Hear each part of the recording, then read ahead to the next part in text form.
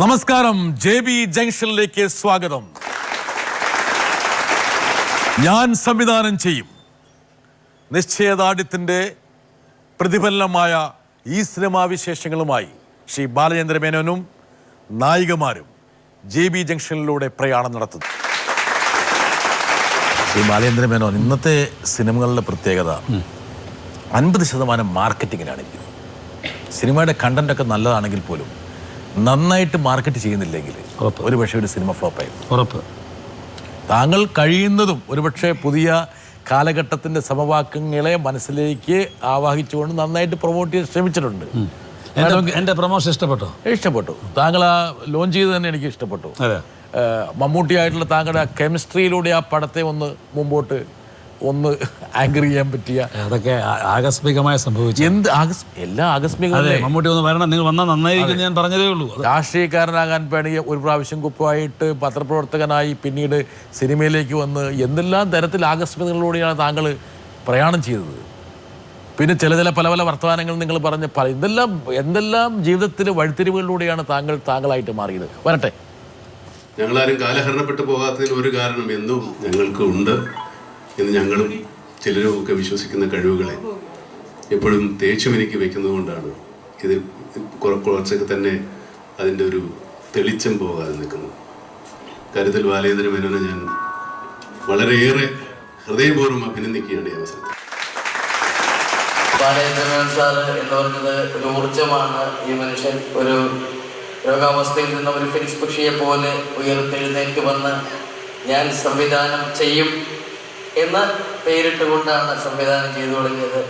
Sir ഒരുപാട് ചിത്രങ്ങൾ സംവിധാനം ചെയ്യണം. പൂർവ്വപ്രേക്ഷകരുടെ സംവിധായകൻ, സിനിമയുടെ എല്ലാ മേഖലകളിലും കൈവച്ചിട്ടുള്ള മലയാളിയുടെ പ്രിയങ്കരനായ സംവിധായകനായ ബാലചന്ദ്ര മേനോൻ സാറിൻ്റെ ഈ പടത്തിൽ അഭിനയിക്കാൻ കിട്ടിയത് ഏറ്റവും വലിയൊരു ഭാഗ്യമായി ഞാൻ കരുതുന്നു. എൻ്റെ കൗമാരകാലത്തും യൗവനകാലത്തൊക്കെ ഒരു സിനിമാ പ്രേമി എന്ന എനിക്ക് കാത്തിരിക്കുന്ന ഒരു സന്ദർഭം ഉണ്ടായിരുന്നു. ഒരു ബാലചന്ദ്ര മേനോൻ സിനിമയുടെ റിലീസ്. ഞാൻ മാത്രമല്ല, ഇന്നത്തെ കേരളത്തിലെല്ലാ സിനിമാ പ്രേമികളും കാത്തിരുന്ന സിനിമയാണ്. അപ്പോൾ ഒരുപാട് പുതുമകൾ, കാഴ്ചയിലെ ഒരു ദൃശ്യാനുഭവം തന്നെയാണ്. ഒരു പുതിയ കാഴ്ചയുടെ ഒരുപാട് സാധ്യതകൾ തുറന്നു തന്നൊരു വ്യക്തിത്വമാണ് ബാലചന്ദ്ര മേനോൻ. ഞാൻ ബാലചന്ദ്ര മേനോനെ കുറിച്ച് കേട്ടിട്ടുള്ളത്, അദ്ദേഹം ഫിലിം ഇൻസ്റ്റിറ്റ്യൂട്ടിൽ അഭിമുഖത്തിന് പോയിട്ട് ആ ബാച്ചിൽ അദ്ദേഹത്തിന് പ്രവേശനം കിട്ടിയില്ല. ആ ബാച്ച് അവിടെ പഠിത്തം തുടങ്ങി 3-ാമത്തെ മാസം ആ ക്യാമ്പസിൽ കൊണ്ടുപോയി ഒരു ക്യാമറ വെച്ച് സംവിധായകൻ എന്ന നിലയിൽ ബാലചന്ദ്ര മേനോൻ സിനിമ ഷൂട്ട് ചെയ്തു ഞാൻ കേട്ടിട്ടുണ്ട്. അവനവന്റെ ആത്മവിശ്വാസം ഒരു മനുഷ്യനെ എല്ലാ പ്രതിബന്ധങ്ങളിൽ നിന്നും മുന്നോട്ട് കുതിക്കുവാനുള്ള ഒരു ആർജവം, ആത്മവിശ്വാസം ഇതൊക്കെ പകർന്നു നൽകുന്നു എന്നുള്ളതാണ് ഈ പുതിയ ചിത്രത്തിൽ അദ്ദേഹത്തിനോടൊപ്പം സഹകരിക്കുമ്പോൾ എനിക്ക് മനസ്സിലാക്കാൻ കഴിയും. ഒരുപാട് ആൾക്കാർ ഒരു ഷോയ്ക്ക് വേണ്ടിയാണെങ്കിലും ഇത്രയും നമ്മുടെ സഹപ്രവർത്തകർ, ഞാൻ പെട്ടെന്ന് ആലോചിച്ചതാണ്, സഹപ്രവർത്തകർ നമ്മളെപ്പറ്റി ഹൃദയം തുറന്ന് പറയുന്ന നല്ല അഭിപ്രായങ്ങൾ ജീവനോടിരുന്ന് കേൾക്കാൻ പറ്റുന്നത് ഭഗവാന്റെ വലിയ അനുഗ്രഹമല്ലേ. സാധാരണ മരത്തിൽ കിടത്തുമ്പോൾ ഇതൊക്കെ പറയുന്നത് ശരിയല്ലേ ഞാൻ പറഞ്ഞു. ജീവിച്ചിരിക്കുമ്പോൾ ഇത് കേൾക്കുക, ആ വാക്കുകളിലെ സിൻസിറിറ്റി, അത് ദൈവം തന്നിട്ടുള്ള ഒരു പരമഭാഗ്യമായിട്ടാണ് ഞാൻ കാണുന്നത്. നീ പറഞ്ഞതൊന്നും ഞാൻ നിഷേധിക്കുകയല്ല, പക്ഷെ അവർക്ക് പറയാൻ സാധിക്കുന്നുണ്ട്. സത്യം പറഞ്ഞു, എനിക്ക് പലപ്പോഴും ഇങ്ങനെ സംസാരിക്കാൻ പറ്റാറില്ല. ഈ പറഞ്ഞ പോലെ എനിക്ക് പറയാൻ പറ്റാറില്ല പലപ്പോഴും. താങ്കളുടെ ചില ഫിക്സഡ് ഡെപ്പോസിറ്റുകൾ ഇപ്പോഴും സിനിമയിലുണ്ട്. താങ്കളുടെ ഏറ്റവും പ്രധാനപ്പെട്ട ഒരു പോസിറ്റീവ് എലമെൻറ്റ്, ഒന്ന്, പ്രേക്ഷകരുടെ മനസ്സിൽ താങ്കൾ അവരുടെ ഏറ്റവും ഇഷ്ടപ്പെട്ട ഒരു കുടുംബ ചിത്രത്തിൻ്റെ സംവിധായകനാണ്. താങ്കൾ ഒരിക്കലും ആഭാസവും അശ്ലീലവും കുടുംബ സദസ്സുകളിലേക്ക് കൊണ്ടുവന്നിട്ടില്ല. ഞാൻ രാധ എന്ന പെൺകുട്ടി 2ാമത്തെ സിനിമയാണ്. അത് ഷൂട്ട് ചെയ്തത് ജലജയാണ് അതിലെ ഹീറോയിൻ. ഞാൻ പെട്ടെന്ന് പറയാം, ഇത് ഞാൻ ഉണ്ടാക്കിയെടുത്തല്ലേ, എന്നിലുള്ളതാണ് ഞാൻ പറയുക. ഇപ്പം ജലജയുടെ ചേച്ചിയുടെ വീട്ടിൽ വരുമ്പം ചേച്ചിയില്ല, ഭർത്താവ് മാത്രമേ ഉള്ളൂ. ഭർത്താവ് ഒരു വിടനാണ്. അദ്ദേഹം മദ്യപിച്ചിരിക്കുമ്പോഴാണ് ഇവരോട് ചെല്ലുന്നത്. അപ്പോൾ അദ്ദേഹം എന്ത് ചെയ്തു, വളരെ ടാക്ട്ഫുള്ളായിട്ട് ഇവർക്ക് ജ്യൂസ്, എന്ന് പണ്ടത്തെ 1978 ഭാവനയാണ് പറഞ്ഞത്, ജ്യൂസിനകത്ത് കുറച്ച് മദ്യം കലർത്തി കൊടുത്ത് അവളെ 2-3 ഗ്ലാസ് അവൾ കുടിച്ചു കഴിഞ്ഞപ്പം നമ്മുടെ സ്ഥിരമാൾക്ക് ഒരു ആലസ്യം, ഒരു പാട്ടും വെച്ചു എൻ്റെ കൂട്ടത്തിൽ. ഈ അവൾക്കൊന്ന് ആടി വന്ന് അത് ചേട്ടനെ കാണാനും ഒക്കെ ഉള്ള അവസരം ഉണ്ടാക്കി കൊടുത്തു. ഞാൻ ഇതിങ്ങനെ നടന്നുകൊണ്ടിരുന്നപ്പോൾ പെട്ടെന്ന് ജലജയുടെ ഈ നമ്മുടെ ഈ സാരിയുടെ മേൽത്തലപ്പെന്ന് പറയും അതങ്ങ് അറിയാതെ വീണുപോയി. ഞാൻ അറിയാതെ കട്ട് പോയി. പെട്ടെന്ന് ദിവാകരൻ എന്നാ ക്യാമറ എന്ത് പറ്റി? അല്ലാതെ അവിടെ ആ സാരിയുടെ തലപ്പ് എടുത്തിട്ടുള്ളൂ, ശ്രദ്ധിക്കണം. അപ്പം പുള്ളി ചോദിച്ചു വൈ, അവൾ ഡ്രങ്കല്ലേ? He's right. ഡ്രങ്കായ ഒരുത്തിയുടെ മേൽ ഈ തുപ്പട്ട പോലുള്ള സാധനം പോയാൽ എന്താ കുഴപ്പം? അത് നാച്ചുറലാണ്. പക്ഷേ എൻ്റെ കോൺഷ്യൻസ് ഉടനെ പെട്ടെന്ന് അത് കട്ട് ചെയ്യൂ എന്ന് പറഞ്ഞ സാധനമാണ് ഇന്നും എന്നെ ഭരിക്കുന്നത്. അതല്ല ഇതിനു വേണ്ടി കൾട്ടിവേറ്റ് ഉണ്ടാക്കിയതല്ല എന്ന് ഞാൻ പറയാം. ഗായത്രി, ഇദ്ദേഹത്തിൻ്റെ ഒരുപാട് സിനിമകൾ താങ്കൾ കണ്ടിട്ടുണ്ടാവില്ലേ? ആ സിനിമകളെല്ലാം എന്താ പറയുക, ഒരു കുടുംബത്തിൽ ഒരുമിച്ചിരുന്ന് കാണാൻ പറ്റുന്ന കുടുംബ കഥകളാണ്. ആ ഒരു സങ്കല്പമായിട്ടായിരിക്കുമല്ലോ ഈ സിനിമയുടെ ലൊക്കേഷനിലേക്ക് പ്രവേശിച്ചിട്ടുണ്ടാവുക. ആ ഒരു സങ്കല്പമായിട്ട് പൊരുത്തപ്പെട്ടോ? അവിടെ വൈരുദ്ധ്യം ഉണ്ടായോ? ആ സിനിമയുടെ ഒരു പഴയ സിനിമയുടെ അതേ ഒരു കർമ്മപഥത്തിൽ തന്നെയാണ് അദ്ദേഹം ഇപ്പോഴും ഉള്ളത്? അതേ മാറ്റി ചവിട്ടിയോ? അങ്ങനെയല്ല, എനിക്ക് തോന്നുന്നു സാറിൻ്റെ ഓരോ സിനിമയും ഓരോരോ രീതിയിലാണ് തോന്നുന്നത്. ഓരോ സിനിമയ്ക്കും ആ തീം കണ്ടന്റ് എല്ലാം വ്യത്യസ്തമല്ലേ? വ്യത്യസ്തമാണെങ്കിലും അത് ഒരു ഫാമിലി, ഒരു കുടുംബ പശ്ചാത്തലം എപ്പോഴും പറയും. ഒരു കുടുംബത്തിന്റെ എന്താ പറയാ, ഇന്ന് ന്യൂ ജനറേഷനിൽ ഇല്ല എന്ന് പറയണ ഒരു ഘടകം നമ്മൾ പറഞ്ഞ് പരത്തുകയല്ലേ. New generation അമ്മയില്ലായിരിക്കും. എന്താ പറഞ്ഞത്? അമ്മയും അച്ഛനും ഇല്ലാത്ത സിനിമ അതൊക്കെ അവരുടെ ഉള്ളിൽ അമ്മ കാലം ഉള്ളുകൊണ്ട് അമ്മയെന്ന് തന്നെ വിളിക്കും. എൻ്റെ അമ്മയെന്നല്ലാതെ വിളിക്കാൻ പറ്റുമോ? നമുക്കൊരു വേദന വരുമ്പോൾ അതൊന്നും മാറ്റാൻ പറ്റും. ഇതൊക്കെ വെറുതെ ആൾക്കാർ പറഞ്ഞ വിധത്തിൽ ന്യൂ ജനറേഷനിലെ പിള്ളേർക്ക് ഒരു കുഴപ്പമില്ലെന്ന് ഇപ്പോഴും ഞാൻ അവർക്ക് പ്രോപ്പർ ഗൈഡൻസ് കൊടുത്താൽ മതി. ഗൈഡൻസിൻ്റെ കുറവുണ്ടോ? ഉറപ്പായിട്ടുണ്ട്. അവർ നല്ല കഴിവുള്ള പിള്ളേർ, അറിയാമോ? പക്ഷേ ഈ പിള്ളേർ അനുസരണയോടെ നമ്മളോട് വരണം. അത് ചെയ്യില്ല. അനുസരണ കുറവാണ്. അനുസരണയോടെ കൂടെ വരണം. ചിലപ്പോൾ അനുസരണക്കേടല്ലേ ഒരു പുതിയ പന്താവ് വെട്ടിത്തെളിക്കാൻ വേണ്ടി അവരെ സഹായിക്കുന്നത്. അനാർക്കിസം ഞാൻ പറഞ്ഞില്ല. ചില ഡിഫീൻസുകളും ചിലപ്പോൾ ധാർഷ്ട്യങ്ങളൊക്കെയാണ് ഒരു പക്ഷേ താങ്കളെ താങ്കളാക്കിയതല്ലേ. എന്താണ് താങ്കളുടെ തല ഇന്നവരെ താന്നിട്ടില്ല? ആരോട് പറഞ്ഞല്ലോ തല എപ്പോഴും മേൽപോട്ടാണെന്ന്. താങ്കളുടെ സുഹൃത്ത് പറയണം, മേനൊരു ഗുണം എന്നറിയാം, ഒരിക്കലും തല താത്തില്ല.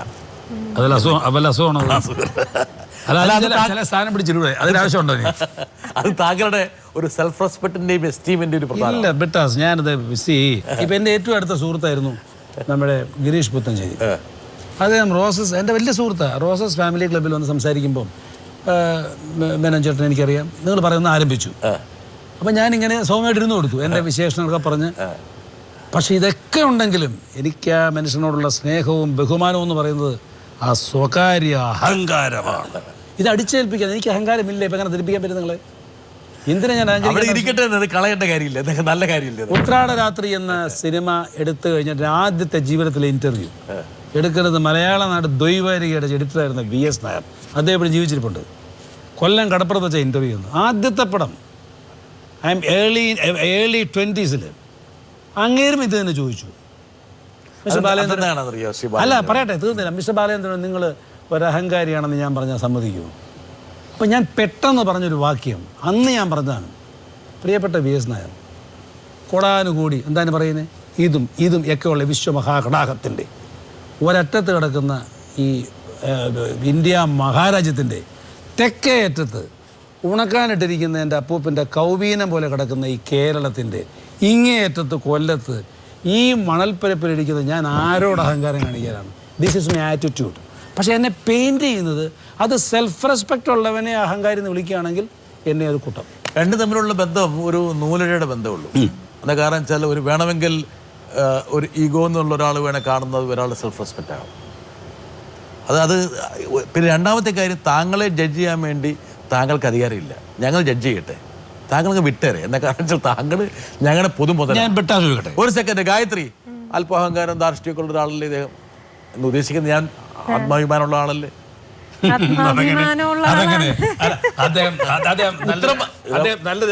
സിനിമയിൽ മാത്രമേ താങ്കളുടെ സംവിധായകനുള്ളൂ. ഇവിടെ സംവിധായകൻ ഞാനാണ്. ഗായത്രി പറ.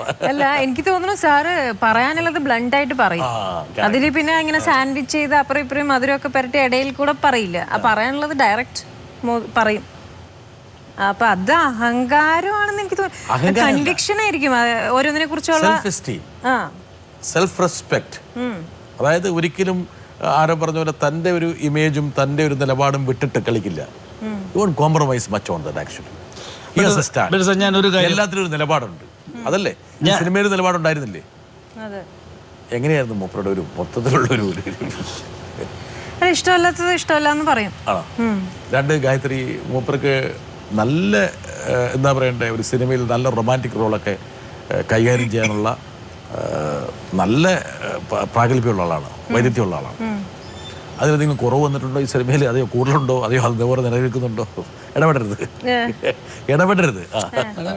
അതൊക്കെ അതുപോലെ തന്നെ ഹസ്ബൻഡ് വൈഫ് റിലേഷനെ കുറെ ഭംഗിയാക്കി ഓരോ ഹസ്ബൻഡും വൈഫും പ്രതീക്ഷിക്കുന്ന ആഗ്രഹിക്കുന്ന പോലെയുള്ള ഒരു ഹസ്ബൻഡ് വൈഫിനെ തന്നെയാണ് ഇതിലും കാണിച്ചിരിക്കുന്നത്. കുട്ടാന്നൊക്കെ വിളിച്ചോ ഈ കുട്ടിയെ? വിളിച്ചോ ഗായത്രി? കുട്ടനല്ല ഇതില്. എന്താണ് ഇതെന്താ തങ്കമല്ലേ? പേരല്ലേ ഇത്? പേരാണത്. കുട്ടാന്നുള്ളത് ഒരു പെറ്റ് നെയിമാണ്. ഇവരുടെ പേര് തങ്കം എന്ന് തന്നെയാണ്. പക്ഷെ ഇന്നൊരാൾ പറഞ്ഞു എന്നോട്, അതൊക്കെ എൻ്റെ ജഡ്ജ്മെൻ്റാണ്. ഈ ഭർത്താവിനെ വരുത്തണം എന്ന് ആഗ്രഹിച്ചിട്ട് ഇന്ന് ഭർത്താവിനോട് എന്തെങ്കിലും പറഞ്ഞിട്ട് കാര്യമെന്ന് കരുതി എന്നെ ചാടിക്കാനായിട്ട് ഈ ഫോൺ റിങ് ചെയ്തിട്ട് അവിടെ തലപ്പത്ത് എൻ്റെ ശബ്ദം വന്നിട്ട് ഞാൻ തങ്കം എന്ന് വിളിക്കുമ്പോഴേക്കും തളർന്നു പോകുന്നൊരു സാധനമുണ്ട്. സ്ഥലമായിട്ട് ചെയ്തിട്ടുണ്ട് അവർ. ഒരാൾ എന്നോട് പറഞ്ഞത് പടത്തിൻ്റെ അഭിപ്രായത്തിൻ്റെ കൂട്ടത്തിൽ അനുഭവസ്ഥ, ഞാനും എൻ്റെ ഭാര്യയും കൂടെയാണ് മിസ്റ്റർ ബാലേന്ദ്രൻ ഈ പടം കാണാൻ പോയത്. ഞാൻ അവളോട് പറഞ്ഞു, അയാൾ എൻ്റെ അടുത്ത് പറയുക, എടി ഗായത്രിയെ പോലെ, കഥാപാത്രത്തിൻ്റെ പേര് അതാണ് ഓർത്തണം, ഈ ഗായത്രിയെ പോലെ ഒരു ഭാര്യ എനിക്ക് ഉണ്ടായിരുന്നെങ്കിൽ ഞാൻ ഈ ലോകം കീഴടക്കിയെന്ന്. ഇനി സംഭവിക്കാൻ പോകുന്നറിയോ? ഇദ്ദേഹം മുംബൈയിലേക്ക് പോകുമ്പോൾ അവിടെ ഇരിക്കുന്ന ആള് പറയും, നിനക്കൊന്ന് ഗായത്രി ആയിക്കൂടെ? ഈ ഗായത്രിയുടെ ജീവിതത്തിൽ ഉണ്ടാക്കാൻ പോകുന്ന ദുരന്തങ്ങൾ ചെറുതല്ല. അതിന് സാധ്യതയുണ്ട്. ഗായത്രി, ഒരു കണക്കിന് പിന്നെ ഗായത്രിക്ക് എങ്ങനെയാണ് ഒരു ഭാര്യ സ്നേഹത്തോടെ അല്ലെങ്കിൽ ഒരു ഭർത്താവിനെ ഇൻവോൾവ്മെന്റോടെ കൈകാര്യം ചെയ്യേണ്ടതെന്നുള്ള ഒരു പുതിയ പാഠം ഈ സിനിമ. സത്യമാണ്. കാര്യം ആദ്യത്തേക്ക് ഇങ്ങനെ ഈ സീൻസ് ഒക്കെ എടുക്കുമ്പോ ഞാനിങ്ങനെ വിചാരിച്ചോട്ടെ, ഈശ്വര ഇതൊക്കെ ലൈഫിൽ പലപ്പോഴും നമ്മൾ മിസ് ചെയ്യുന്ന കാര്യങ്ങളാണ്, ശ്രദ്ധിക്കാത്തതുകൊണ്ട്. ഇതൊക്കെ വേണ്ടതൊക്കെ തന്നെയാണ്, പക്ഷെ നമ്മൾ അതിന് അത്ര ഇമ്പോർട്ടൻസ് കൊടുക്കുന്നില്ല. ഇതല്ലേ താങ്കളുടെ ഭർത്താവ് എന്ന് പറയുന്നത്? അതെ അതെ. ഈ മൂപ്പറിന് വളരെ ഡിമാൻഡിങ് ആകാൻ പോവാണ്. എന്താ കാരണം? അയ്യോ, അല്ല, ഭർത്താവൊക്കെ ഉള്ള ഒരാളാണെന്നുള്ള കാര്യം നമ്മൾ പ്രേക്ഷകരെ അറിയിക്കാൻ കൂടിയാണ് ഒരു ഉദ്ദേശം. നല്ലതാണ്. പ്രൗഡ് മാത്രമല്ല, is going to be very demanding ഉണ്ടാവും. എന്താ കാരണം വെച്ചാൽ നിനക്ക് ഈ സിനിമയിൽ ഇങ്ങനെയൊക്കെ അഭിനയിക്കാം അല്ലേ? എന്റെ ജീവിതത്തിൽ കൂടെ നീ ഇമാതിരി ഒന്നും കാണിച്ചിട്ടില്ലല്ലോ എന്ന് പറയും. ഞാൻ പറഞ്ഞു, അത് ഞാനിവിടെ ഷൂട്ട് നടക്കുമ്പോ തന്നെ ഞാൻ വിളിച്ചു പറഞ്ഞു, നമ്മളതൊക്കെ മിസ് ചെയ്തിട്ടുണ്ട്, അതൊക്കെ തിരിച്ചു കൊണ്ടുവരണം എന്നുള്ളതേ ഞാൻ തന്നെ പറഞ്ഞു പുള്ളിയോട്. അത് എന്റെ സിനിമ എന്നുള്ള ഒരു പ്രചോദനം. അപ്പൊ ഈ സിനിമയെ കൊണ്ട് Gayathri is little more wiser actually. അല്ലെങ്കിൽ റൊമാൻസിന്റെ വളരെ അനന്യമായിട്ടുള്ള ഒരുപാട് തലങ്ങൾ എങ്ങനെയാണെന്ന്, അല്ലെങ്കിൽ ഒരു ഭാര്യ നിർവഹിക്കേണ്ട ദൗത്യങ്ങളുടെ വളരെ അതിലോലമായിട്ടുള്ള ചില ഘടകങ്ങൾ ഈ സിനിമയിൽ നിന്ന് ശ്രീ ബാലേന്ദ്ര മേനോനിലൂടെ അവർ പഠിച്ചെടുത്തു. ഉറപ്പായിട്ട് ഭർത്താവിനെ സ്നേഹിക്കാൻ തന്നെ പഠിച്ചതാണ്. സംശയം എന്താ? ഭർത്താവിനെ സ്നേഹിക്കാൻ പഠിച്ചു എന്ന് പറയുമ്പോൾ നേരത്തെ സ്നേഹിച്ചില്ല എന്നൊരു അർത്ഥമുണ്ടോ? അത് താങ്കളുടെ ഊഹമാണ്. കൂടുതൽ സ്നേഹിക്കാൻ, സ്നേഹം പ്രകടിപ്പിക്കാൻ പ്രകടിപ്പിക്കാറില്ലായിരുന്നു നേരത്തെ? ചിലപ്പോ നമ്മൾ തിരക്കിൽ ഇപ്പൊ എങ്ങനെ, ഇപ്പൊ സാർ എങ്ങനെയാ വീട്ടില് പ്രകടിപ്പിക്കോ? ഞാൻ ഭയങ്കര പെടറാണ്. ഞാൻ പുറത്തായിട്ട് പറഞ്ഞു, ഞാൻ വീട്ടിലെത്തിക്കഴിഞ്ഞാൽ ഭാര്യയുടെ അടിമയാണ്. എന്താ പറഞ്ഞോ? ഏറ്റവും നല്ല മാർഗം അതാ. ഇത് ഭാര്യ കേൾക്കുമെന്നുള്ള പൂർണ്ണ വിശ്വാസമുണ്ട്. ഇങ്ങനെ പറയാൻ ഭാര്യയുടെ സമ്മതമുണ്ട്. വേണേ അടിച്ചോ ജീവിച്ചു, കുഴപ്പമൊന്നുമില്ലെന്ന് പറയും. എല്ലാ ഭാര്യമാർക്കും ഇഷ്ടമാണ്. എല്ലാ ഭാര്യമാർക്കും ഉള്ള അടിസ്ഥാനപരമായ പ്രശ്നമെന്ന് പറയുന്നത് ഭർത്താവ് ഞാൻ പറയുന്നതിനപ്പുറം ഇല്ല എന്ന ധാരണ സൊസൈറ്റിക്ക് കൊടുക്കുക എന്നുള്ളതാണ്.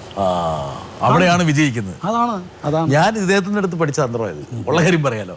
ദക്ഷിണ മോളെ നല്ല അമ്മയായിരുന്നു. പിന്നെ നമ്മള് ഓൺ സ്ക്രീൻ അമ്മയാണെങ്കിലും റിയാലിറ്റിയില് അതെ ഓഫ് സ്ക്രീൻ ഭയങ്കര ഫ്രണ്ട്സ് ആയിരുന്നു.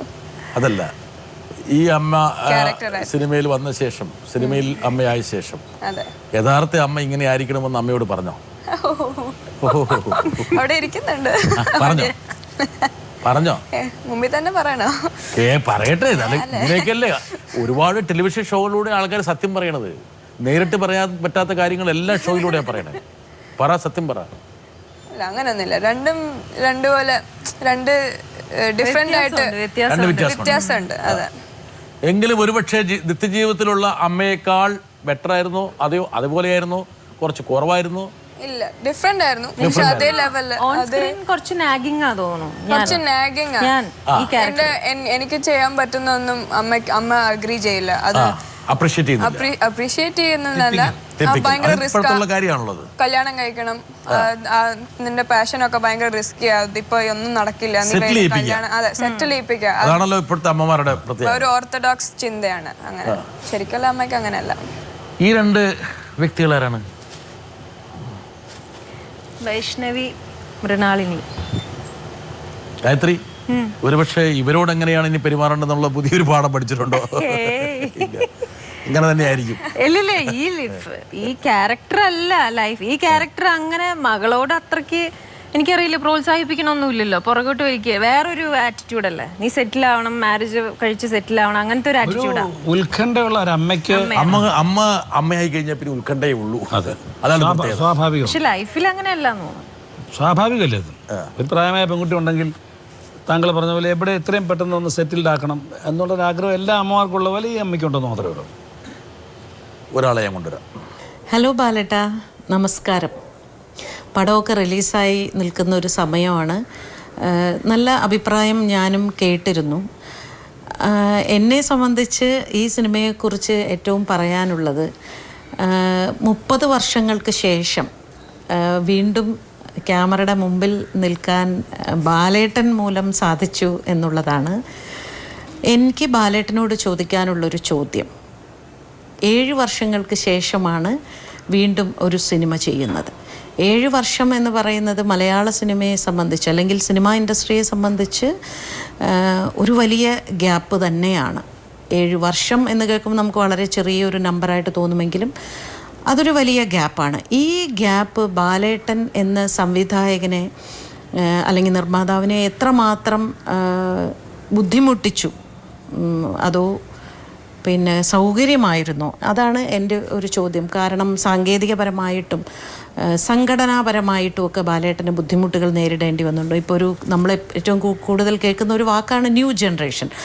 അത്തരം കാര്യങ്ങൾ ഒരു ആശയപരമായിട്ടൊക്കെ ബുദ്ധിമുട്ടേണ്ടി വന്നോ ഇതിൻ്റെ ഷൂട്ടിംഗ് സമയത്ത്? ഇതിനാണ് എനിക്ക് ഉത്തരം തരേണ്ടത്.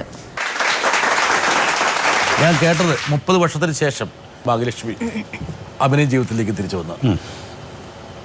താങ്കൾ 7 വർഷത്തിന് ശേഷമാണ് സിനിമയിലേക്ക് വീണ്ടും മടങ്ങി വരുന്നത്. എന്തെങ്കിലും വ്യത്യാസങ്ങൾ സിനിമയിൽ കണ്ടോ? അതെയോ പഴയ സിനിമ തന്നെയായിരുന്നു ഇപ്പോഴും? സിനിമ മാറിയോ? അതാണ് ഭാഗ്യലക്ഷ്മിയുടെ ചോദ്യം. ആശയപരമായിട്ട് സിനിമ മാറിയോ എന്ന് ചോദിച്ചാൽ അഫ്കോഴ്സ് ഓരോ നിമിഷവും മാറിക്കൊണ്ടിരിക്കുകയാണ്.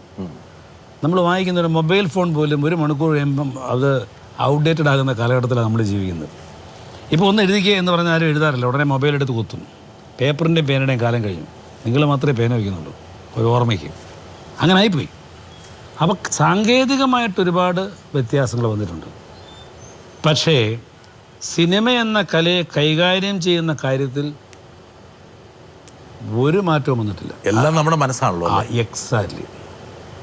ഞാൻ പലയിടത്തും പറയും എനിക്ക് ഇന്നും ഇരുന്നുകൊണ്ട് സംവിധാനം ചെയ്യാൻ പറ്റുന്നില്ല. പക്ഷേ ഇപ്പം എല്ലാവരും ഇരുത്തമെന്ന സംവിധായകരാന്ന് പറയും. കാരണം ആദ്യമേ മോണിറ്ററിൻ്റെ മുമ്പിലേക്ക് ഇരിക്കുകയാണ്, ഇരുന്നിട്ടാണ് അതുകൂടെ നീക്കി വെച്ചാൽ മതി, മറ്റൊന്ന് മാറ്റി വയ്ക്കുക, ആ ഏണി എടുത്ത് ബാക്കി വയ്ക്കുക, ഇനി വരാൻ പറയും, ഓക്കെ ടേക്ക്.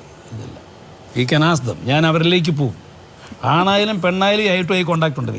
എനിക്ക് വേണ്ട സാധനം പറഞ്ഞ് കിട്ടണം. എന്നെ കൊണ്ട് ചോദിപ്പിക്കാൻ വേണ്ടിയിട്ടാണ്. അതെ, മനസ്സിലായില്ലേ? അത് കിട്ടിയെങ്കിൽ മാത്രമേ ഞാൻ ഹാപ്പി ആവത്തുള്ളൂ. ഒരാൾ സമാനമായ ഒരു ചോദ്യമായിട്ട് രംഗത്ത് വരാൻ വേണ്ടി ഇങ്ങനെ വെമ്പി നിൽക്കുകയാണ്. വരട്ടെ. എനിക്ക് മേനോനോട് ഒരു കാര്യം ചോദിക്കാനുണ്ട്. ഈ 7 വർഷത്തിന് ശേഷം മേനോൻ തിരിച്ച് ഈ സിനിമയിലോട്ട് വന്നപ്പം എന്ത് തോന്നി? ഇത് തന്നെയാണ് മേനോൻ പറഞ്ഞുകൊണ്ടിരുന്നത്. എൻ്റെ പഴയ ഇപ്പോൾ ഇതേ ശ്രീലത എൻ്റെ പഴയ ഒരു സുഹൃത്താണ്. കലിക എന്ന സിനിമ തുടങ്ങിയത് ഞങ്ങളുടെ പിന്നെ സിനിമാപരമായത്. ആർട്ടിസ്റ്റുകളെല്ലാം കവിയൂർപ്പന്നമ്മ, എൻ്റെ ഉത്രാട രാത്രിയിലുള്ള റഹ്മദ് സാർ ഉത്രാട രാത്രിയുണ്ട്. എനിക്ക് അങ്ങനെ എന്താണ് കുറച്ച് കൂടുതൽ ചിലവ് വന്നു എന്നുള്ള സത്യം ഒരു യാഥാർത്ഥ്യമാണെന്ന് ചോദിച്ചാൽ, എൻ്റെ സമീപനത്തിലും എൻ്റെ ആർട്ടിസ്റ്റിനുള്ള പെരുമാറ്റത്തിലൊക്കെ ഞാൻ പഴയ ബാലേന്ദ്രനോടൻ തന്നെയാണ്. എനിക്ക് ഇന്നത് വേണമെന്നുള്ളത് ഞാൻ വാങ്ങിച്ചിട്ട് തന്നെ മാറത്തുള്ളൂ. അല്ല, എനിക്കത് പെട്ടെന്നൊരു മാറ്റം. ജോബിയിലായിരുന്നു. പാട്ടൊക്കെ പാടുത്തോ? പാട്ട് പാടും സാർ തന്നെയാണല്ലോ അതിന്റെ സംഗീതം. അതെ, അല്ലാതെ വേറെ പാട്ടൊക്കെ പാടുത്തോ? വേറെ പാട്ടും പാടും. ഒരു പാട്ട് നമുക്ക് പാടിയാലോ? ഇപ്പൊ ഇവർക്ക് ഭയങ്കര നൊസ്റ്റാൾജിയ. താങ്കളുടെ പാട്ട് കേൾക്കണം. അപ്പോൾ ഒരു പാട്ട് പാടാൻ ആവശ്യപ്പെട്ടു. ഞാനൊരു പാട്ട് പാടുന്നു. ഈ പാട്ട് ഇവരെ രണ്ടുപേരെയും ഉദ്ദേശിച്ച് ഞാൻ പാടുന്നതല്ല, എന്നാൽ അവരെ പറ്റി ഉദ്ദേശിച്ചാണെന്ന് ധരിക്കുന്നതിന് വിരോധമില്ല. ഓക്കെ, ഇതാണ് ശ്രീ ബാലചന്ദ്ര മേനോൻ. മനോഹരി മനോരഥത്തിൽ മലരോടു മലർതൂകും മണിമഞ്ചത്തേരിൽ മയങ്ങുന്ന മണിവർണ്ണൻ ആരോ ആരാധകനാണോ ഈ ആരാധകനാണോ?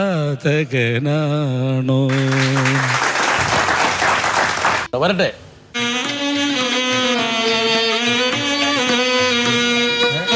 മോശപ്പെട്ടതാണല്ലോ കേട്ടോ.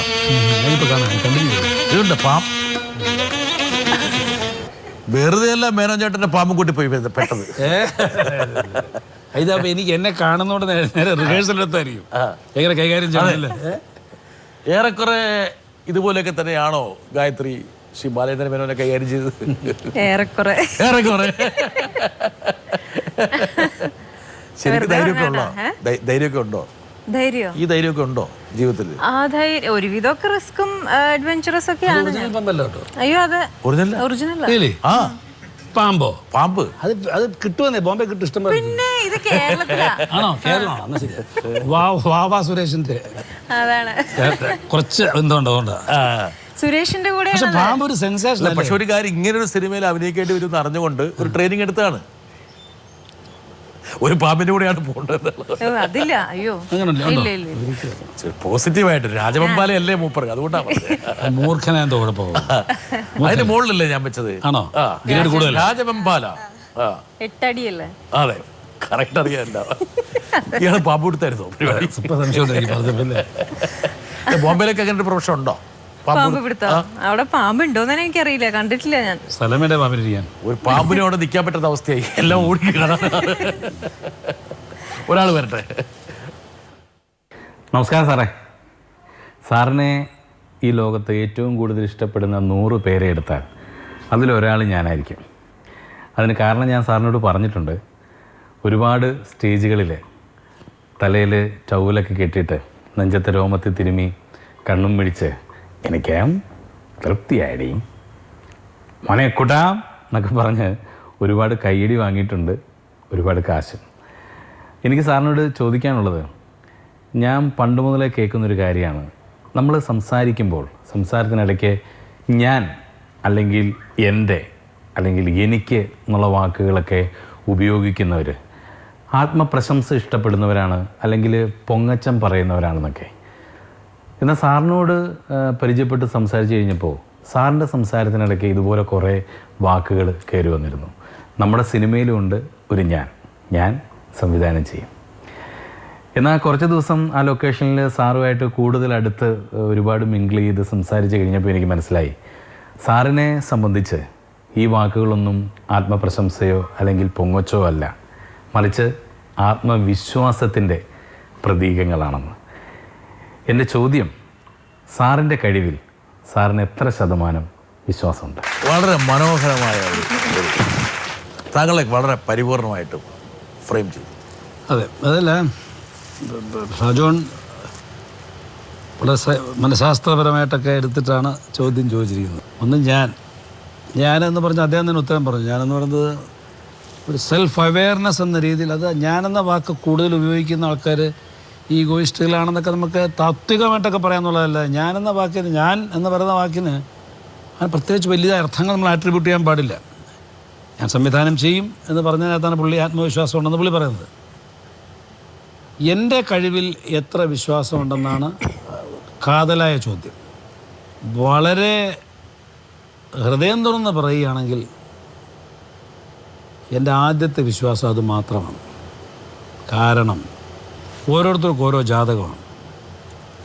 ഇപ്പോൾ ഇവർക്ക് ഒരു വേഷം കൊടുക്കാൻ ഞാനുണ്ടായി, അല്ലെങ്കിൽ ഇവർക്ക് ഒരു വേഷം കൊടുക്കാൻ എനിക്കൊരു കഥയുണ്ടായി.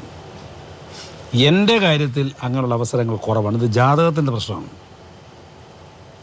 ഞാൻ 5 മിനിറ്റ് മാറി സ്റ്റേജ് നിന്ന് കഴിഞ്ഞാൽ അപ്പം ഡെലിഗേറ്റ് ചെയ്യാനുള്ള യോഗം എനിക്ക് ജാതകത്തിലില്ല. അതുകൊണ്ടാണ് ഞാൻ ഈ കഥാസംഭാഷണം ഒരുമിച്ച് ചെയ്യുന്നത്. അല്ലാതെ സത്യമാണ്. താങ്കൾക്ക് ഒരു പക്ഷേ താങ്കൾ ആഗ്രഹിക്കുന്ന, വിഭാവനം ചെയ്യുന്ന, സ്വപ്നം കാണുന്ന രീതിയിൽ മറ്റുള്ളവർ ഉയരില്ല എന്നുള്ളൊരു ആശങ്കയാണ്. ഉയരില്ല എന്നുള്ളതല്ല, I don't want to go for a clash.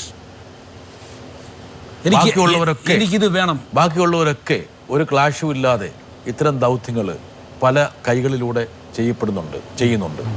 താങ്കൾക്ക് മാത്രം അങ്ങനെ ഒരു വിശ്വാസക്കുറവ് വരുന്നുണ്ട്? അല്ല, അതൊരു കമ്പാരിസൺ അല്ലത്. കാരണം അത് ഓരോരുത്തർക്കും ഉള്ള ഒരു ആറ്റിറ്റ്യൂഡിൻ്റെ പ്രശ്നമല്ലേ. അത് തിരിച്ചു വരട്ടെ.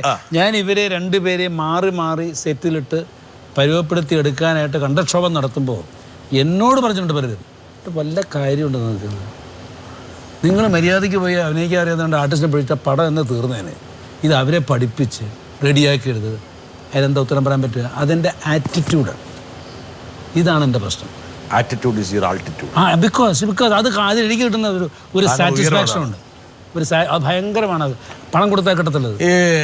ഗായത്രിക്ക് അറിയുമെന്നറിയില്ല, ശ്രീ ബാലേന്ദ്ര മേനോൻ്റെ ഏറ്റവും വലിയ സവിശേഷത അദ്ദേഹത്തിന് സംഗീതം ഭയങ്കര ഇഷ്ടം. അദ്ദേഹത്തിൻ്റെ പഴയ റോസ് ക്ലബിലെ ആ പരിപാടി ആരംഭിക്കുന്നത് അവസാനിക്കുന്നത് മൂപ്പറ പാട്ടിലാണ്. Passionate lover of music. സത്യമാണ്. പക്ഷേ താങ്കൾ ഈ സിനിമയിൽ ഒരു സംഗീത സംവിധാനം നിർവഹിക്കുമെന്ന് ഞാൻ വിചാരിച്ചിരുന്നില്ല. ഞാൻ മുമ്പ് ചെയ്തിട്ടുണ്ട്. അതെ, പക്ഷേ താങ്കൾ ഒരു 7 വർഷത്തെ ഇടവേളയ്ക്ക് ശേഷം വന്നപ്പോൾ കുറച്ചും കൂടി വേണമെങ്കിൽ ഒരു ഡെലിഗേഷൻ കുറച്ചും കൂടി നടത്തുമായിരിക്കും എന്ന് ഞാൻ വിചാരിച്ചു പോയി. പക്ഷെ അവിടെ ഞാൻ അടിവരയിടുന്നത് താങ്കൾക്ക് അപാര കോൺഫിഡൻസാണ്. താങ്കളുടെ സിദ്ധിയെക്കുറിച്ച്, താങ്കളുടെ കഴിവിനെക്കുറിച്ച്, താങ്കൾക്കുള്ള മരുന്നിനെക്കുറിച്ച് താങ്കൾക്ക് നല്ലൊരു ബോധ്യമുണ്ട്. വിട്ടാസും ബാക്കിയുള്ളവരും പറഞ്ഞതിനെ പേടിപ്പിക്കുന്ന പോലെ എനിക്കത് തോന്നുന്നില്ല. അതൊരു കോൺഫിഡൻസ് നമ്മളങ്ങ് ചെയ്തു പോകില്ലേ, അങ്ങ് വരുവാണ്, അങ്ങ് ഭവിക്കുകയാണ്. അല്ലാതെ ഇതങ്ങ് ഇന്ന് രാവിലെ എഴുന്നേറ്റ് പാട്ട് അങ്ങനെ എടുക്കുന്നതല്ല. ഇത് പലപ്പോഴായിട്ട് കാറിൽ യാത്ര ചെയ്യുമ്പോൾ നമ്മുടെ മനസ്സിലുള്ള ശീലം വന്ന് അത് നമ്മൾ റെക്കോർഡ് ചെയ്ത് വെച്ച്. ഈ സിനിമയുടെ കഥയ്ക്കൊപ്പം ആ പാട്ടും ചൂടൊക്കെ വന്നോ? ഞാൻ ആ പാട്ട് കമ്പോസ് ചെയ്യുന്ന സമയത്ത് ഇവർ സാക്ഷികളാണ്. ഞങ്ങളുടെ എറണാകുളത്ത് ഒരു വർക്ക്ഷോപ്പ് വെച്ചിരുന്നു 7 ദിവസം. 2 she came from Bangkok and she came from Bombay. എനിക്ക് മേക്കപ്പ് ടെസ്റ്റ് എന്ന് പറയുന്നത് ക്യാമറയൊന്നും വേണ്ട. എനിക്ക് താങ്കളുടെ കണ്ണതിൻ്റെ ഒരു ക്യാമറയാണ്. അത് ഞാൻ ഇരുന്ന് നോക്കും. ഇവരെ അഭിനയിക്കാതിരിക്കുമ്പോഴാണ് ഞാൻ താങ്കളുടെ 2 കണ്ണിൽ കൂടെ നോക്കിയപ്പോൾ ഈ കുട്ടിയുടെ മുഖത്തുള്ള ഏറ്റവും പ്രധാനപ്പെട്ട ഈ സിനിമയ്ക്ക് വേണ്ട ഒരു ചെരുവ എന്ന് കണ്ടെത്തിയതാണ്. ദക്ഷിണയെ ഞാൻ കണ്ടത് ഷീ ഹാസ് ഒരു ഡോട്ടർലി ഇൻസ്റ്റിങ്ക്റ്റ് ആ മുഖത്ത് എനിക്ക് തോന്നി. ഞാൻ പറഞ്ഞുതരാം. എൻ്റെ ഈ പടത്തെ കഥാപാത്രം ഇങ്ങനെ ഇരിക്കുന്നു, ഞങ്ങൾ കെട്ടിപ്പിടിക്കുന്നുണ്ട്, ഇങ്ങനെ ഇരിക്കുന്നുണ്ട്. ഇങ്ങനെയുള്ളൊരു ഫീൽ എനിക്ക് കിട്ടണമെന്നുണ്ട്. ഈ കംഫർട്ടബിൾ പോസ് വരണമെങ്കിൽ ഇതാണ് എനിക്ക് വേണ്ട രൂപം. ഇതേ സമയത്ത് ഈ കുട്ടി അല്പം കൂടെ തടിച്ചിരിക്കുകയാണ്. ഞാൻ ഇങ്ങനെ പിടിച്ചാൽ കാണുന്ന ബിട്ടാസിന് അഭംഗിയായിട്ട് തോന്നും. ഒന്നോട്ട് നോക്കട്ടെ, എങ്ങനെയാണ് ആ സിംഗ് വരുന്നത് നോക്കട്ടെ, ജസ്റ്റ് നോക്കട്ടെ. ഇതുപോലെയുള്ള അച്ഛനെടുത്തിരിക്കുന്ന സാധ്യത ഇല്ല എനിക്ക്. അല്ലല്ല, അത് ഞാൻ പറയാം. അതാ നേരത്തെ ഇന്ററപ്റ്റ് ചെയ്ത്. അപ്പം ഞാൻ ഒരിക്കൽ ചോദിച്ചു ദക്ഷിണടുത്ത്, ദക്ഷിണ ഇങ്ങനെ നിങ്ങൾക്ക് ഇത് ഈ ഞങ്ങൾ ഒരു കോമ്പ ഇടയ്ക്ക് ബ്രേക്കിലൊക്കെ discussion do you move like this with your father എന്ന് പറഞ്ഞപ്പോൾ അവരുടെ ഫാദർ ഇങ്ങനെ പെരുമാറുന്ന ആളല്ലെന്നാണ് എന്നോട് പറഞ്ഞത്. ഇതിനകത്ത് അതല്ല, ഇതിനകത്ത് കാണുമ്പോൾ കെട്ടിപ്പിടിക്കുക. അത് വായിച്ചെടുത്തല്ലോ. അത് മാത്രമല്ല, അച്ഛന് വേണ്ടി എന്തും ചെയ്യാൻ എൻ്റെ മുഖത്ത് നോക്കിയിട്ട് പപ്പ തളരരുത്, വി വിൽ വിൻ എന്ന് പറഞ്ഞ് കൂടെ നിൽക്കുന്ന ഒരു സപ്പോർട്ട്. നിങ്ങൾ ഒരു വെറും ഇൻഡിവിജ്വൽ എന്ന രീതിയിൽ കാണുകയാണെങ്കിൽ നിങ്ങൾ പ്രതീക്ഷിക്കും, ആഗ്രഹിക്കും ഗായത്രിയെ പോലൊരു ഭാര്യ എനിക്ക് ഉണ്ടായിരുന്നെങ്കിൽ നിന്നും ദക്ഷിണയെ പോലൊരു മകൾ എനിക്കുണ്ടാകും. അങ്ങനെയാണ് ആ ക്യാരക്ടറൈസേഷൻ. അതുകൊണ്ട് തന്നെ അവർ they are safe in their saddle. Shri Balachandra മേനോന്റെ 2 കണ്ണുകളെന്ന ലെൻസ് ഇവിടെ നിന്ന് ഇപ്പുറത്തേക്ക് കൊണ്ടുപോയി ഗായത്രിയിലേക്ക് വന്നു. എന്താണ് താങ്കൾ ഗായത്രിയെ ഞാൻ ഇഷ്ടപ്പെട്ടത്? The first point is domestic look. വളരെ പ്രധാനമാണ്. ഹോംലി. ഞാനത് ഉപയോഗിച്ചിട്ടുണ്ട് ഇപ്പോഴത്തെ. Without makeup also she is A member of the family എന്നൊരു തോന്നൽ നമുക്കുണ്ടാക്കും. അത് താങ്കളുടെ 2 ലെൻസിൽ ഏത് ഭാവമാണ് അവരിൽ നിന്ന് അവരുടെ കണ്ണ്, മൂക്ക്, ചുണ്ട്, മുഖം, അങ്ങപ്രത്യംഗം ഞാൻ പറയല്ല. അവരിലുള്ള ഒരു വലിയ ആസ്പെക്ട് എന്ന് പറയുന്നത് ഒരു വീട്ടമ്മയുടെ മുഖം എന്ന് പറഞ്ഞ് നമ്മൾ വരച്ചു വെച്ചിട്ടില്ലെങ്കിലും നമ്മൾ ഒരു നല്ല വീട്ടമ്മ എന്ന് പറയുന്ന ഒരു രൂപം അവർക്കുണ്ട്. അത് വളരെ പ്രധാനമാണ് കിട്ടാൻ. ഈ സിനിമയിൽ അത് വളരെ പ്രധാനമായിരുന്നു. വളരെ. പിന്നെ അതിലുപരിയായിട്ട് എൻ്റെ ഭാര്യ എന്ന റോളിൽ അഭിനയിക്കുന്നെങ്കിലും ഇതൊരു എന്താ പറയണ്ടേ, ഒരു ഡ്രൈ ക്യാരക്ടർ ആകാൻ പാടില്ലെന്ന് എനിക്ക് I wanted that she should look necessarily sexy also on the screen. അത് ഈ പടത്തിലുണ്ട്. അതായത് ആ സെക്സ്, അത് what I mean by sexy എന്നുള്ളത് പടം കണ്ടതെന്ന് അറിയാൻ പറ്റും. അവളിൽ ഉറങ്ങിക്കിടന്നിരുന്ന നാണം, അതൊക്കെ ഞാൻ നന്നായിട്ട് ഈ പടത്തിൽ ഒരുപക്ഷെ ഞാൻ തമാശയ്ക്ക് ഞാൻ പറഞ്ഞിട്ടുണ്ട്. ഹർ ഹസ്ബൻഡ്സ് നെയിം ഇസ് ഋഷി. ഋഷി ഇത് കണ്ടിട്ടുണ്ടോ ഇതിലെന്ന് ചോദിച്ചിട്ടുണ്ട്. കാരണം ആരെ മറ്റേ ഗായത്രിയുടെ നാണോ? ഞാൻ എൻ്റെ ക്യാമറയുടെ മുമ്പിലുള്ള നാണം. നാണം കണ്ടിട്ടുണ്ട്. ക്യാമറയുടെ മുമ്പിൽ കണ്ണുകൊണ്ടും ചുണ്ടുകൊണ്ടും അവതരിപ്പിക്കുന്ന ഒരു ഭാവം, അത് മേ ബി.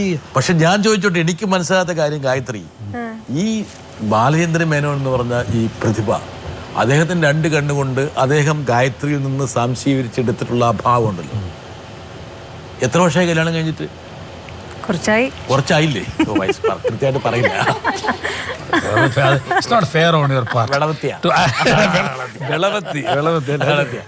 പക്ഷെ ആ മൂപ്പറ് ഇതിന്റെ പകുതി പോലും സംശീകരിച്ചെടുത്തില്ല. അതിനെ സംശയിക്കണം. അത് പറയാൻ പറ്റത്തില്ല. ഞാൻ ഋഷിയോട് ചോദിക്കാൻ പോവാണ്. ആണോ? എടാ, ഇത് നോക്ക്, ഇതാ ബാലചന്ദ്രൻ മേനോൻ എന്നുള്ള ആള്. നിങ്ങൾ ഉണ്ടാക്കുന്ന ആ വിഷം വമിപ്പിക്കുന്ന അത് ഓക്കെ ആയിട്ടിരിക്കുകയാണ്. ക്യാമറയുടെ മുന്നിലല്ലേ, മറ്റത് ബിഹൈൻഡ് ക്യാമറയല്ലേ. ഞാൻ ഓരോ സീൻ എടുക്കുമ്പോഴും പറയുമ്പോൾ I used to comfort her. You tell Rishi that we are going to take this scene tomorrow. അത് റിപ്പോർട്ട് ചെയ്യാറുണ്ട്. എന്നോട് പറഞ്ഞിട്ടുണ്ട്. സീൻ എടുത്തു കഴിഞ്ഞിട്ടാണ് ഞാൻ ചിലതൊക്കെ പറഞ്ഞിരിക്കുന്നത്. മുമ്പ് പറഞ്ഞിരുന്നെങ്കിൽ പുള്ളി വേണ്ടെന്ന് പറഞ്ഞു. അല്ല, എനിക്കറിയില്ലല്ലോ.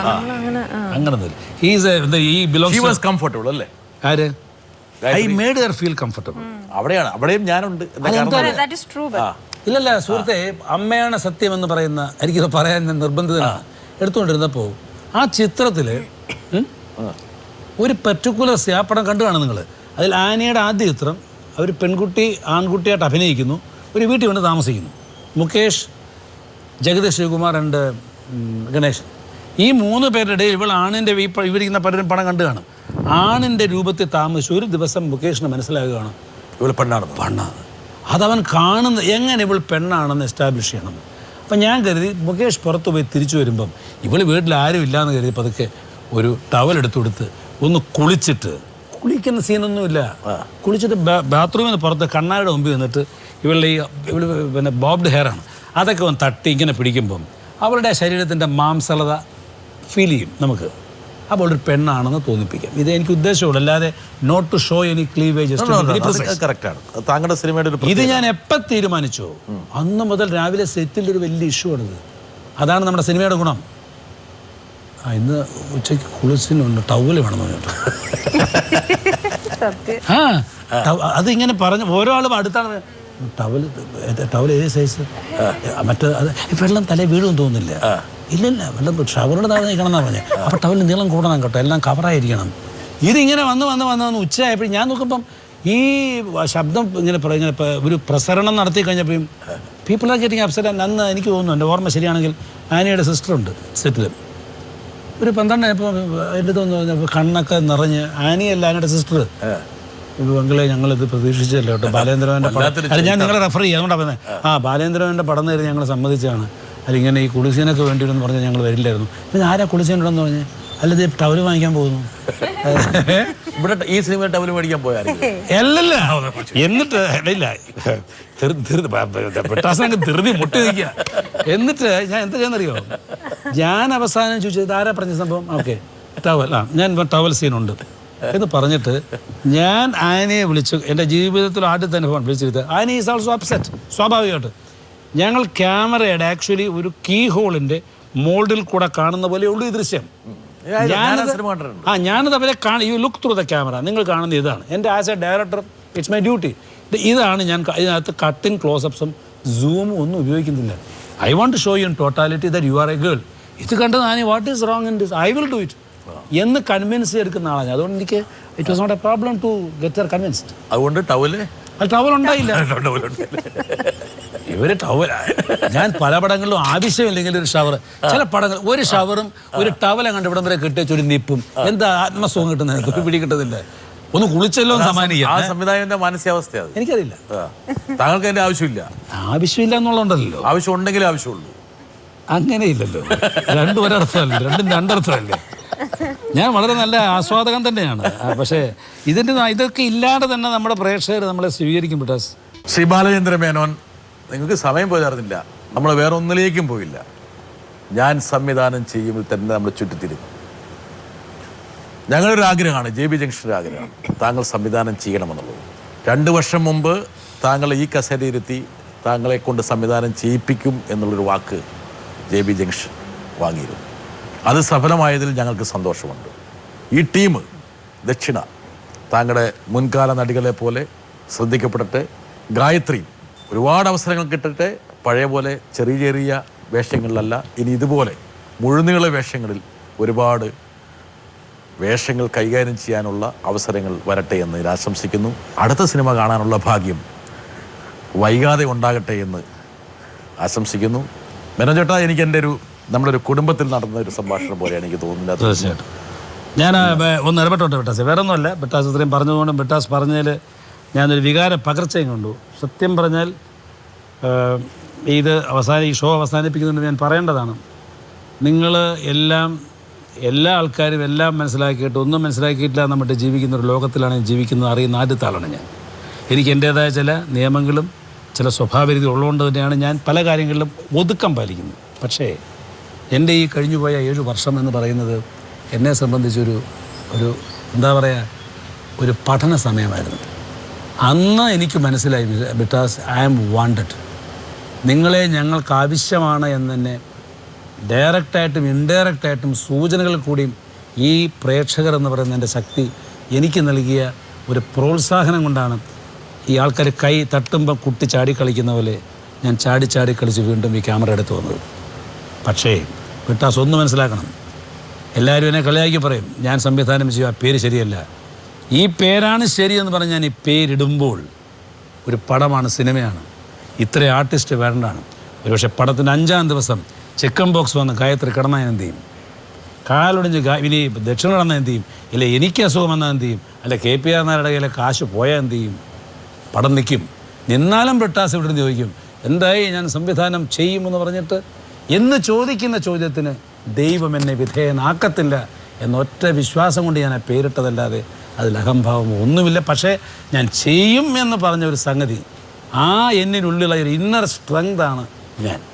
അതിന് അഹങ്കാരമെന്നോ അമിത വിശ്വാസം എന്നൊക്കെ പറയുന്നത് ദാറ്റ് ഈസ് ദെയർ ബിസിനസ്. താങ്കളുടെ ആ നിശ്ചയദാർഢ്യത്തിന് ഉലയൂതുക, അതിനെ പരിപോഷിപ്പിക്കുക, അതിനെ ജ്വലിപ്പിക്കുക, ഇത് മാത്രമാണ് ഞങ്ങളുടെ മനസ്സിലുള്ള. ഞാൻ സന്തോഷപൂർവ്വം സ്വീകരിക്കുന്നു ഈ അവസരം.